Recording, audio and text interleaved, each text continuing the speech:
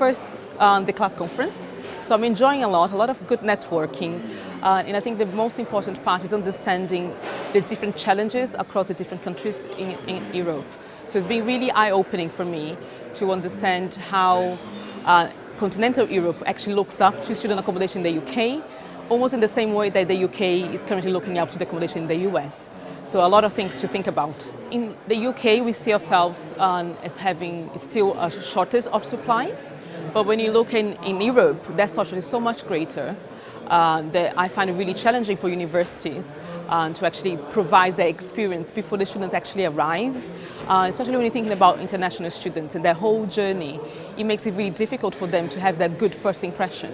So in a way, it's a big challenge for us here, I guess, in a way of thinking about creative ways of supporting the students through that journey, and how we can, in a way, lobby governments and other private providers to help us fulfill that kind of demand.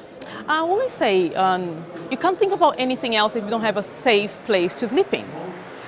So if you don't get the accommodation right, you can't expect a student to succeed academically. So it's it's a really basic foundation that when we students are looking to pursuing careers elsewhere, especially when they're far from home, and includes our home students, making that leap from moving away from the parents' home to live independently somewhere else. We come there to support really that transition. So it's all about the kind of supporting, not in a parental way, but in a guidance way to help them make that leap, to help them feel safe, not worrying about the maintenance, not worrying about having to pay the bills or setting contracts with other people. They come to accommodation, they know that it should be hassle-free, so they can focus solely on developing the academic side. They can build friendships that hopefully will last for their whole lives. That's where accommodation comes in, really. In a way, our success is being invisible. So if there aren't any problems, they don't need to think about accommodation in a sense that it will be, oh, that's where I have problems or that's where I have challenges. It happens naturally. Our entry was really about how we involve the students in the way we're setting out policies, in the way we run our business. And I call it a business because it's about fulfilling a demand that is already there. But what the demand is only as clear as our engagement with our students. So it's really about how do we get the feedback straight from them.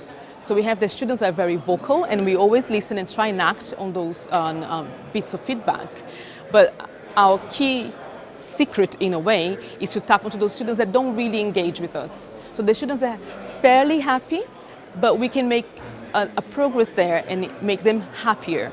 So we purposely run focus groups, for example, where we pick people at random to say, come and have pizza with us and now tell us what would make your experience here better.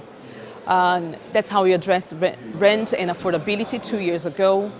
We got the Students' Union on board. They help us shape what the rent model would look like so it fulfills what the agenda is in promoting affordability in university accommodation. So I think that was the really key, and I'm really glad actually that we got the award because it's a nice cherry on top. We have happy students that feel engaged and empowered to make those decisions with us.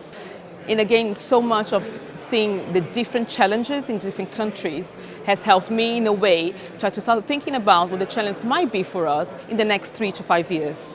So how can I hopefully set ourselves apart by being a little bit more ahead of the game? So we are talking about the online experience that students will have more and more. So I always rely on the human contact. As a Brazilian, that's what I kind of, is my forte. But again, that's diminishing as people move more to the online platforms. So how can we deliver, in a way, that human touch, that caring environment through online platforms? So it's been very interesting, actually, to listen to some of the thoughts of how we can frame that so the students feel still supported and not exploited through this development.